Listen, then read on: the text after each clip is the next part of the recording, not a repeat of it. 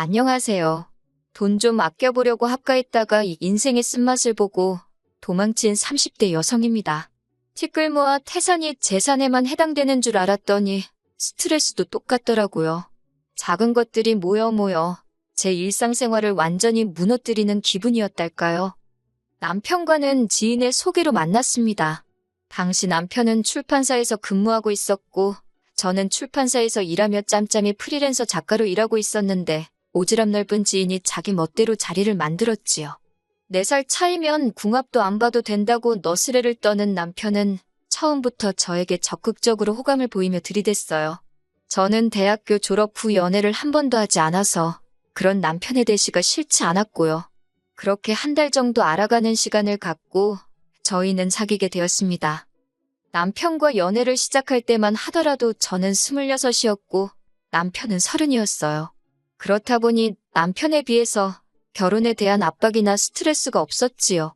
하지만 남편은 처음부터 저를 결혼 상대로 보고 있었다고 하더라고요. 그래서인지 사귄 지 2년 만에 남편이 저에게 결혼 이야기를 꺼내대요.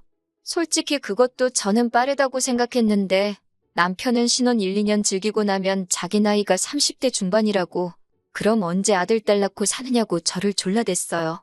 시부모님이 저희 친정부모님에 비해 나이가 10살 가까이 많으신 것도 남편이 결혼을 서둘렀던 이유 중 하나였고요. 지금 돌이켜서 생각해보면 남편이 애가 탔건 말건 제가 준비가 안 됐으면 결혼은 하지 말았어야 하는데 그때는 애걸복걸하는 남편이 안 돼 보이기도 했고 한편으론 나를 얼마나 사랑하면 저럴까 싶더라고요. 그래서 그의 끈질긴 프로포즈를 거절하지 못했습니다. 그런데 막상 결혼 준비를 시작하고 나니까 남편이 모은 돈이 7천 남짓이더라고요. 물론 7천만 원이란 돈이 작은 건 절대 아니었지만 저 역시 모아둔 돈이라곤 4천만 원이 전부였으니 처음엔 빠듯하게 하면 된다고 생각했는데도 준비를 해나갈수록 답답하더라고요. 그런 와중에 하루는 어머님 아버님이 저와 남편을 집으로 부르셨습니다. 솔직히 저희를 집으로 오라고 하셨을 때 떡 줄 사람은 생각도 않는데 김칫국 마신다고 하잖아요? 제가 딱 그 꼴이었습니다. 어머님 아버님이 은근히 빨리 결혼했으면 하고 남편을 통해 하신 말씀도 있었고 그러니 지금이라도 도와주시려고 하나 보다 그런 기분 좋은 상상을 하며 시댁으로 향했어요. 하지만 어머님이 꺼내신 말씀이 생각지 못한 것이었습니다. 저와 남편에게 합가를 제안하셨거든요. 사실 어머님 아버님 재산이 얼마나 되고 그런 건 지금도 전 잘 모릅니다. 궁금한 적도 없었고 관심도 두지 않았어요. 그래도 저도 보는 눈이 있고 들려오는 게 있으니 어느 정도 추측은 할 수 있었지요. 적어도 어머님 아버님 두 분이 살고 계시던 단독주택은 몇 억은 갈법한 것이었습니다. 물론 그마저도 빚이나 대출이 있던 건 나중에서야 알게 되었네요. 아무튼 어머님께선 어차피 집이 1, 2층으로 나뉘어져 있으니 저희더러 들어와 살라셨습니다. 한 3년 들어와 살면서 가족끼리 친해지고 돈도 바짝 모아서 나가라고요. 솔직히 어머님 말씀을 듣고 여러 가지 복잡한 마음이었습니다. 대출을 안 받으면 이자를 절약할 수 있는 데다가 어머님 댁에 살면 월세도 아낄 수 있었으니까요. 그러면 정말 어머님 말대로 돈 바짝 모아서 3년 안엔 뭐가 돼도 되겠다는 생각이 들대요. 그런데 이 이야기를 친정부모님께 하니 특히나 친정어머니가 말씀하시길 합가는 쉬워도 분가는 어려운 법이라며 잘 생각하라는 겁니다. 하지만 친정어머니도 저를 강하게 말리지는 못하셨는데 그게 저희 친정의 사정이 여의치가 않거든요. 친정어머니 입장에선 당신이 달리 도와줄 방법이 없었으니 차마 끝까지 나서지 못하셨던 것 같아요. 그렇다고 합가를 하게 된 게 친정어머니 탓이란 이야기는 절대로 아닙니다. 친정어머니의 말씀과는 별개로 저는 당시 빠듯한 예산 때문에 돈에 대한 욕심이 물이 올라있던 상황이었거든요. 그래서 시댁에서 살면 어떤가, 옛말처럼 벙어리 3년 귀머거리 3년 하고 말지 그런 아니란 생각을 했어요. 그리고 회사에서도 눈치 빠르고 일 잘한다 소리를 듣고 지냈으니 시집살이도 비슷하게 잘해낼 줄 알았지요. 어머님께서는 비록 한 집에 살지만 살림은 따로 했으면 좋겠다며 저에게 혼수를 해오길 바라셨습니다. 남편과는 상의 끝에 허례허식의 상징인 예단이라던가 예물도 생략하기로 한 상황이었고 혼수도 서로 자취하면서 쓰던 거 가져다 쓰자고 얘기가 되어 있었는데 뜬금없이 어머님이 혼수를 말씀하시니 당황스럽더군요. 어머님은 식기세척기를 놔라, 스타일러도 필요하지 않냐 별의별 걸 다 들이대셨지만 저는 고민 끝에 냉장고랑 세탁기만 드렸습니다. 그랬더니 어머님께서 왜인지 꽤나 실망하신 눈치였어요. 그렇게 냉장고랑 세탁기가 들어오던 날 하마터면 어이없는 일을 겪을 뻔했습니다. 어머님께서 저는 자꾸 방에 들어가 있으라 하시면서 배달기사님들께 저희 가전을 어디다 놓을지 진두지휘를 하시려 들었거든요. 결국 어머님의 강요에 못 이겨 방해한 이분이나 있었을까요? 도무지 안 되겠다 싶어서 뛰어나오니 이게 웬걸 어머님이 쓰시던 냉장고가 떡하니 저희 주방에 와 있는 게 아니겠어요.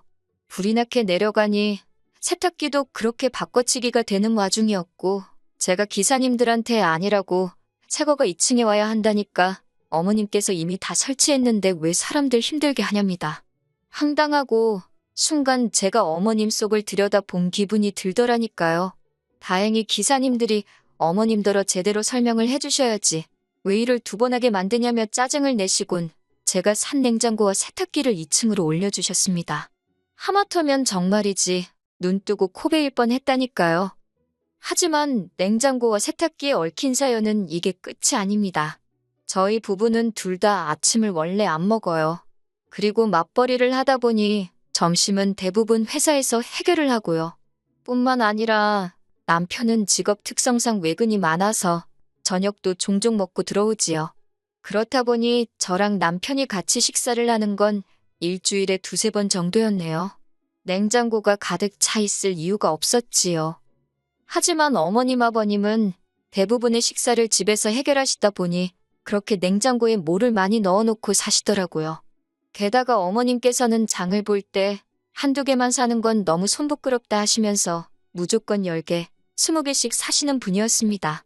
문제는 아무리 두 분이서 삼시세끼를 집에서 해결하신다고 해도 같은 식자재를 그렇게 많이 사두시니 결국엔 질려서 못 드시고 있는지 몰랐어서 못 드시고 쓰레기로 낭비되는 일이 잦았어요. 하지만 그럼에도 불구하고 어머님은 그런 쇼핑 습관을 버리지 못하시고 그렇게 매번 대량으로 구매를 하셨습니다. 그러다 당신 냉장고가 가득 차니 그 식자재를 들고 저희가 지내는 2층으로 올라오시대요. 그러면서 제가 쓰는 냉장고에 온갖 냄새나는 것들을 다 가져다 놓으셨습니다. 한 번은 드시던 청국장을 뚜껑도 덮지 않고 그냥 냉장칸 안쪽에 숨겨두신 일도 있었지요. 제가 그렇게 후각이 예민한 사람도 아닌데 그 청국장을 발견했을 땐 어찌나 괴롭고 열받던지.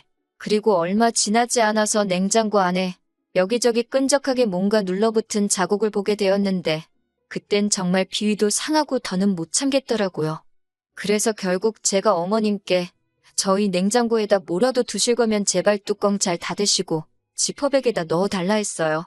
그랬더니 어머님께서 하신다는 말씀이 한 집 살면서 니 거 내 거가 어딨냐입니다. 그리고 저더러 왜 그렇게 까탈스럽냐고요. 사실 냉장고뿐만이 아니었습니다. 한 번은 제가 이불 빨래를 하려고 세탁기를 열었는데 그 안에 낯선 운동화가 있더라고요. 다시 살펴보니 아버님이 평소에 신고 다니시는 운동화였어요.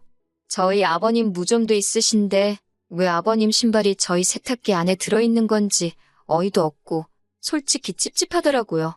그래서 바로 아래층으로 내려가 어머님께 자초지종을 물으니 하시는 말씀이 어머님 세탁기로는 수건을 빠느라 저희 세탁기에 아버님 운동화를 빠셨다는 거예요.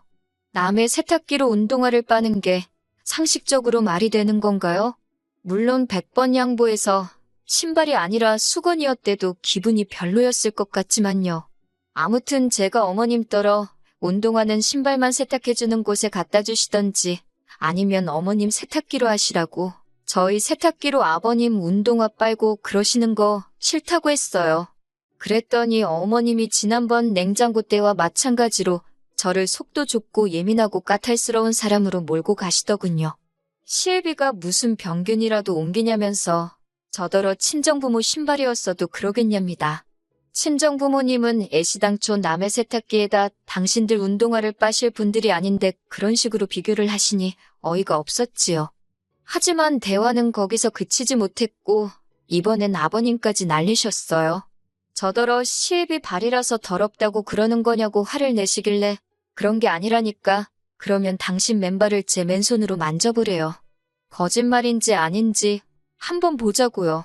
그러면서 옛날엔 며느리가 시애비 똥도 먹었답니다. 건강이 어떤지 확인하려고요. 정말이지 대화를 나눌수록 역하고 비위가 상해서 한마디도 더 섞고 싶지 않더라니까요. 하지만 그때만 해도 제가 시집온 지 얼마나 되었다고 감히 어머님 아버님하고 계속해서 언성을 높일 수가 있었겠어요. 우라가 치밀었지만 꼭 눌러 참고 제발 부탁인데 제 냉장고고 세탁기고 함부로 쓰지 마시라고 딱 잘라 말했네요. 하지만 단지 이런 일들로 제가 남편과 끝을 낸 건 아닙니다. 저를 힘들게 했던 또 다른 이유는 생활비였지요. 솔직히 저는 처음부터 돈을 모으려고 시댁과학과를 하기로 한 거였으니 생활비를 많이 드릴 수가 없었어요. 이건 학과 전 남편하고도 이야기가 된 부분이었고 어머님 아버님도 알겠다 하셨고요. 그래도 어떻게 한 푼도 안 내고 살 수는 없었으니 어차피 다 큰 자식들이 부모 용돈도 주는데 이 정도 못 드리냐 싶어서 40만 원씩 드렸습니다. 참고로 어머님이 저희 식사를 챙겨주신다거나 청소를 해주신다던가 그런 거 하나도 없었습니다. 1층과 2층은 어머님이 멋대로 올라오셔서 휘젓고 가실 때를 제외하곤 완전히 다른 두 개의 공간이었어요. 식사만 하더라도 남편이 야근하느라 늦어서 저 혼자 2층에 있는데도 저녁 같이 먹을래? 그 말 한 번을 안 하셨으니까요. 그럼 제가 먼저 하지 그랬냐고요? 당연히 해봤지요. 어머님 식사 언제 하실 거냐고 같이 먹어도 되냐니까 남편 오길 기다렸다 먹으라며 그 수저 하나를 안 놔주시더라고요. 그런데 웃긴 게 어머님이 어디 외출하실 때면 저더러 아버님 뭐 배달음식 좀 시켜드리라 하셨습니다. 하지만 절대로 그 음식값을 주는 일이 없으셨지요. 게다가 특히 저희 냉장고를 마음대로 쓰기 시작한 이후로는 저희가 냉장고에 넣어둔 과일도 고기도 말도 없이 가져다 드시고 하다못해 칫솔치약 같은 생필품도 멋대로 저희 걸 가져다 쓰시대요. 심지어 저희 때문에 가스비고 뭐고 2배도 넘게 나온다며 저한테 5만 원만 주시고는 나머지는 알아서 내란식이셨는데 어머님 아버님은 두 분 다 집에만 계시고 저희는 맞벌이를 하는데 그럴 리가 없잖아요? 이 밖에도 여러 가지 이유가 있었기에 실제로 따져보면 합가한 게 저희한테 유리한 게 하나도 없었어요. 웬만한 오피스텔 월세값만큼은 나가고 있었다니까요. 하지만 결정적으로 제가 3년을 채우지 못하고 분가를 결심하게 된 건 어머님이 사람들 앞에서 저를 대하시는 태도 때문이었습니다. 아버님이 장남이시고 또 저희 남편이 외아들이라 그런 건지 집에 손님들이 자주 오더라고요.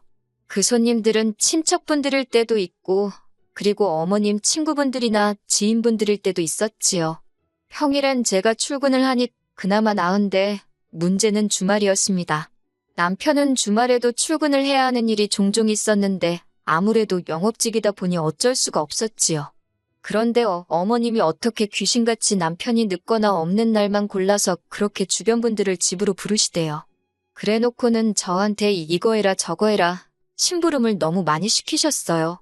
그래서 나중엔 손님 오는 날이면 일부러 귀가를 늦춰보기도 했는데 그러면 여지없이 어머님 주변 분들 입방아에 오르내리기 일쑤였습니다. 그러면서 늘 하시는 말씀이 그 여자들이 나를 뭐로 보겠냐. 며느리한테 시애미 대접도 못 받고 산다고 흉볼 거 아니냐. 저를 싹싹하고 착한 며느리라고 여기저기 자랑해놨는데 자기 체면이 뭐가 되냐고 제 탓을 하시대요. 그게 어찌나 스트레스던지 그뿐만이 아니었습니다. 제가 주말에 친구를 만나거나 친정에라도 가려고 하면 눈치를 그렇게 주시더라고요. 친정 문턱 달아 없어지겠다고 하시질 않나. 그렇게 맨날 친구들 만나면 돈은 언제 모으냐. 한 2년 가까이 그렇게 시달리며 살다가 돌아보니 돈은 돈대로 모이지도 않고 저는 저대로 스트레스 때문에 살이 6kg도 넘게 빠졌대요. 그래서 남편한테 더는 이렇게 못 살겠다고 대출을 받더라도 아니 반지하에서 시작을 하더라도 나가자 했습니다. 당신은 집을 비우는 날이 많고 그리고 당신 부모님이라서 심각성을 모르는 것 같은데 나는 이제 어머님이 2층에 올라오시기만 해도 심장이 쿵쾅거리고 화가 난다고. 그랬더니 남편이 고작 한다는 말이 그렇다고 이렇게 나가면 앞으로 어머님 아버님하고 불편해서 어떻게 지내냐는 겁니다. 나갈 땐 나가더라도 풀건 풀고 나가야 하지 않겠냐고 시간을 좀 가져보재요. 하루도 더는 못 견디겠으니 이런 말을 하는 거라고 내 말 못 알아듣겠냐고 제가 소리를 질렀습니다.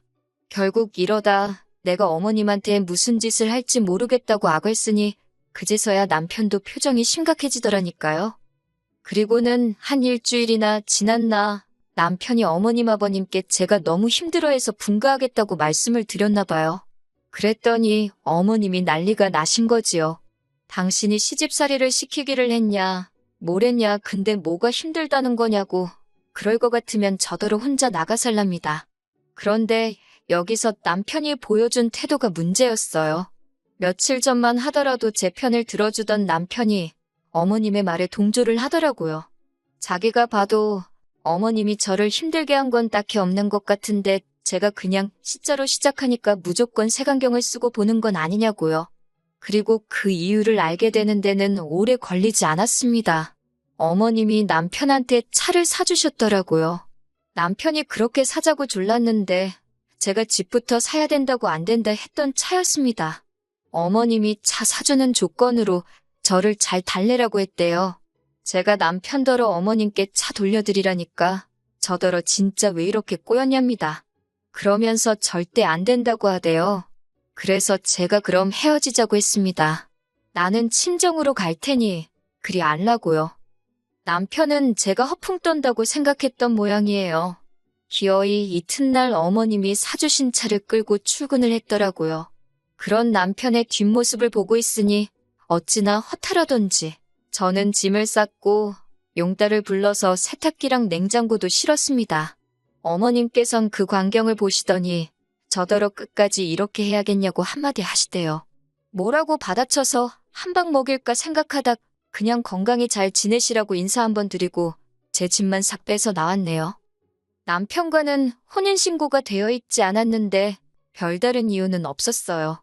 아무래도 둘이 공동재산으로 형성한 재산이 딱히 없다 보니 오히려 돈 관리하기 헷갈릴 것도 같았고 세금에 대한 지식이 별로 없다 보니 혼인신고를 하면 괜히 폭탄 맞는 거 아닌가 하는 무식한 두려움도 있었거든요. 그런데 참 다행이다 싶더라고요. 그렇게 남편과 갈라서게 된 지 벌써 3개월이 넘었습니다. 그리고 얼마 전 우연히 저희 소개팅을 주선했던 주선자를 마주하게 되었지요. 주선자는 저를 위로한답시고 제 손을 양손으로 꼭 잡더니 그래도 어른들하고 살면서 가풍도 익히고 좋은 경험이 되지 않았냐면서 자기가 개인적으로 저희 남편을 알아서 하는 말인데 그렇게 괜찮은 남자가 없다면서 어머님 아버님 돌아가시면 어차피 그 재산 다 저랑 남편한테 돌아오지 않냐고 혀를 차면서 저더러 성질 좀 죽이지 그랬냐고요. 그런 소리를 듣고 있으니 지인 입을 확 고매버릴까 싶더라니까요. 지인더러 나중에 꼭 시어머니랑 합가해서 오손도손 살아보라 했습니다. 그러면 분명히 나한테 사과하고 싶은 순간이 올 거라고요.